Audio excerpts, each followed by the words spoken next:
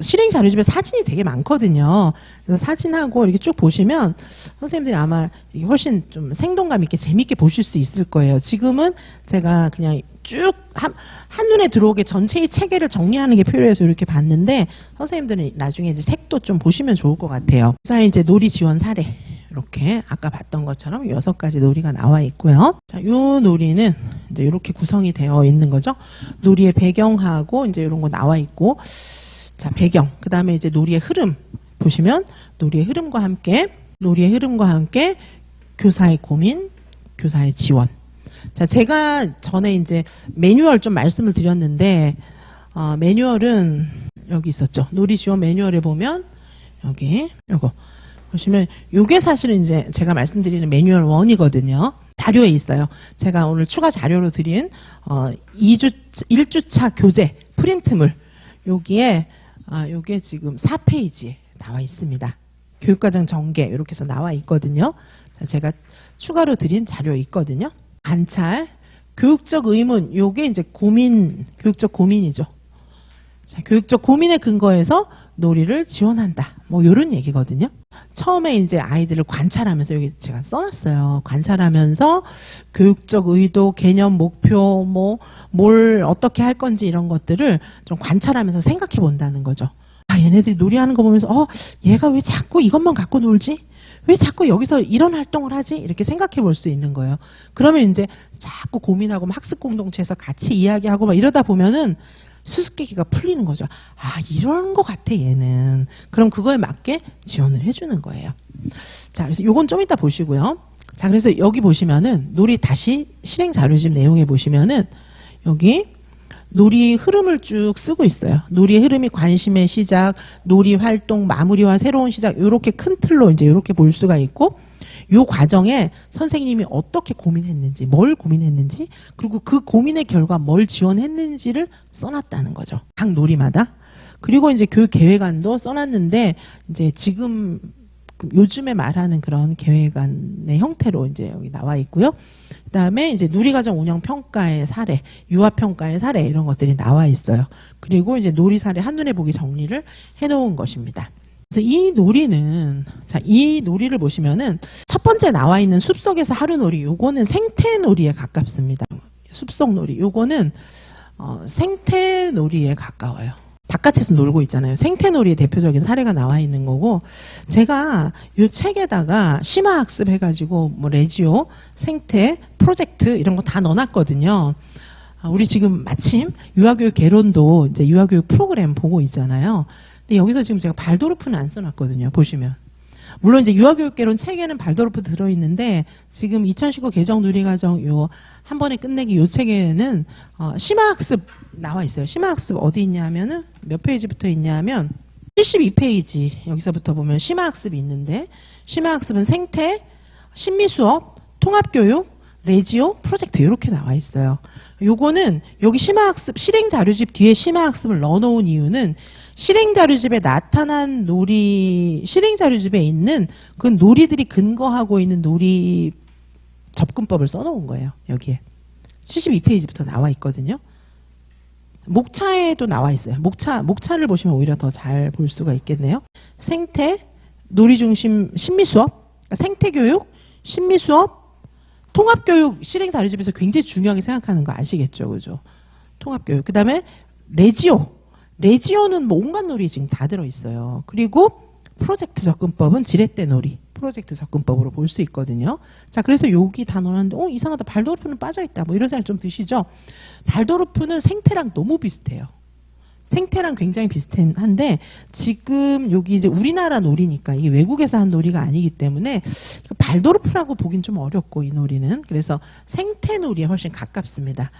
그래서 발도르프도 굉장히 중요한 프로그램 접근법이지만 그거는 우리 이제 유아교육 이론에서 공부를 하는 것이고 실행 자료집에 나타난 그런 놀이를 제가 이론을 심화해서 정리를 해놓은 거예요. 심화학습에는. 이해가시죠? 그래서 이 놀이는 봤을 때는 생태놀이로 볼 수가 있어요.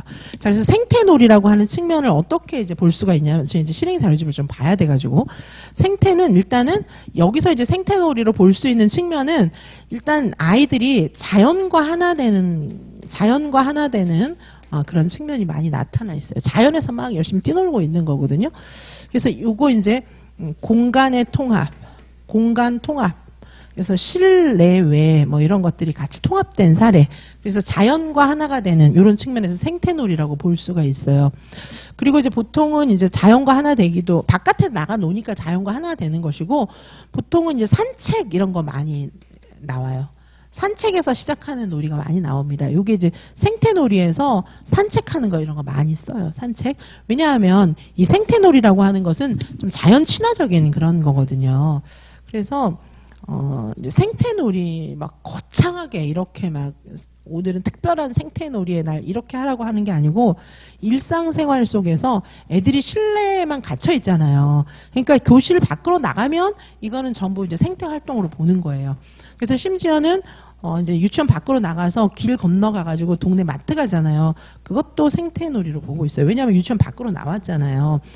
굉장히 이제 편하게 쓸 수 있는 생태교육 실천 방법의 하나는 산책이에요. 산책. 동네 익숙한 곳을 막 산책하는 거. 산책하다 보면은 바람도 불고 나뭇가지도 만나고 뭐 다 만나잖아요. 자, 이런 자연을 경험하는 그런 활동들. 그걸 이제 생태놀이로 보고 있고 산책을 주로 많이 쓰고요.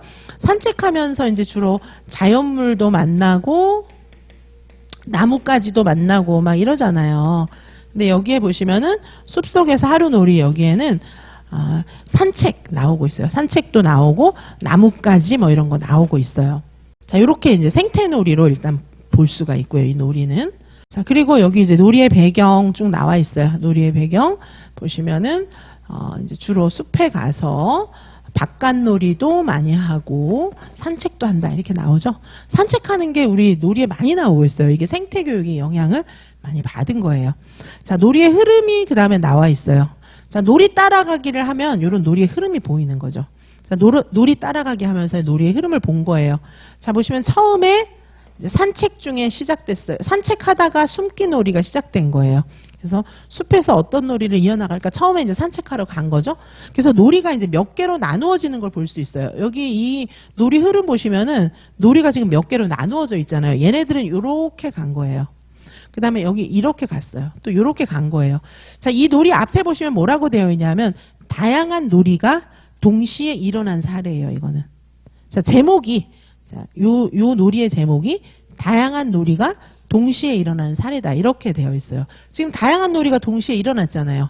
여기 숨바꼭질 하는 놀이가 하나가 있었고 요게 놀이가 처음에 숨바꼭질 놀이 하기를 했죠. 처음에 숨바꼭질 그냥 이렇게 하다가 이 놀이가 좀 변형되고 확장된 거예요. 어떻게? 스카프를 활용해서 숨기 놀이를 한 거예요. 이렇게 흘러간 놀이가 하나 있어요. 근데 선생님이 스카프를 밖에 갖고 나간 이유는 신체 활동하려고. 스카프 갖고 여러 가지 신체 활동할 수 있잖아요. 근데 얘네는 선생님이 생각한 방식대로 스카프를 쓰는 게 아니라 이렇게 숨는데 스카프를 얼굴 가리고 숨고 이렇게 하고 있는 거예요. 자, 이렇게 놀이가 하나가 흘러갔고 그 다음에 또 한 그룹은 숨어있는 자연물을 탐색하는 거예요. 나무 이렇게 둥치 이런 데 보면은 뭐 매미가 딱 붙어 있을 수도 있고 여러 가지가 있잖아요. 그러니까 보는 것 자체가 재밌잖아요. 구멍 이거 왜 난 거지? 막 이런 거 보기도 하고 숨어있는 자연물을 탐색하고 있는 거예요. 자연 탐구 활동하고 있는 거예요. 얘네끼리. 자, 그 다음에 다른 애들은 뭐 하고 있어요? 이 한 그룹은 이제 나뭇가지를 탐색하는 거예요. 얘네들은 나뭇가지를 탐색하면서 나뭇가지를 막 탐색하고 있는데 정리할 시간이 다 돼가고 있는데 얘네는 이제 아직 계속 이거 하고 있는 거예요. 그래서 이제 선생님이 어떻게 할까요? 그러면 다음에 내가 계획한 활동이 있지만 얘네들이 이거 재밌어 하니까 그냥 이거 계속 하게 해줘야겠다. 뭐 이렇게 된 거예요. 자, 그래서 얘네들이 이제 나뭇가지 탐색을 막 하다가 나뭇가지로 이렇게 모양 만들기를 하고 있어요. 자연물을 이용해서 모양을 구성하는데 아직 얘네가 삼각형, 사각형, 뭐 폐쇄, 도형 이런 거 잘 모를 수도 있잖아요. 구성하다가 어려워하는 애들도 있다는 거죠. 그렇게 하다가 이제 나뭇가지로 모양 만들기가 어떻게 확장이 됐냐 하면 나뭇가지 가지고 상상놀이 하는 걸로 발전된 형태예요. 자, 그래서 캠핑 갔던 거 이런 거 생각하면서 나뭇가지를 막 모아서 와, 우리는 캠핑 왔어. 이제 캠프파이어 하자. 막 이렇게 하고 있는 그런 상황이 기술이 되어 있어요. 자, 놀이 선생님들께서 실행 이해 운영 사례들 전부 보면 앞에 놀이의 흐름이 이렇게 나와 있어요. 그럼 전체적으로 놀이를 읽을 수가 있어요. 놀이의 흐름을 따라가면서 전체적으로 놀이를 좀 파악할 수가 있습니다.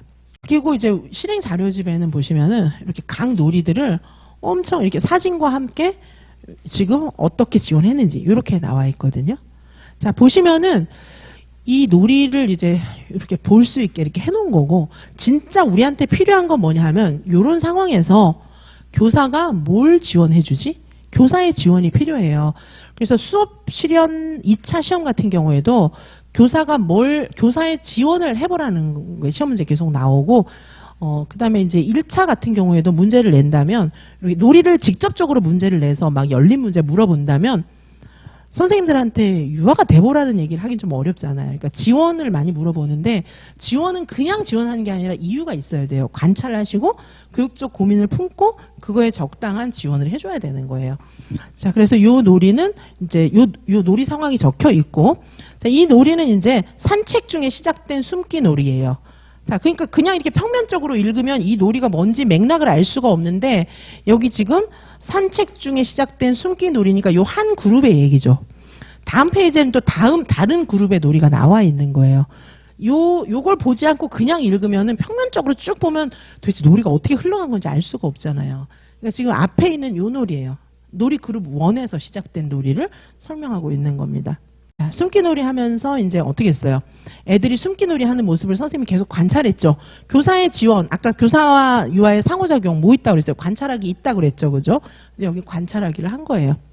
자, 그 다음에 여기 이제 숲에 가면 되게 위험하니까 선생님이 애들이 막 곳곳에 막 숨고 이런 애들 보면서 숲에 뭐가 있을지 알아서, 뾰족한 게 있을지, 막 갑자기 뭐 낭떠러지 같은 데는 안 갔겠지만 어쨌든 뭐 걸려 넘어지는 막 바위 같은 게 있는지 알 수가 없잖아요. 그래서 선생님이 안전을 일단 수시로 확인했다. 안전에 대한 지원 이런 것들도 있습니다.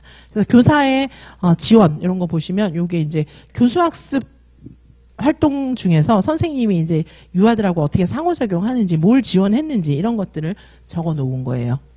그러니까 선생님들이 실제로 애들하고 놀이 중심으로 수업을 이렇게 할 수 있어야 합니다.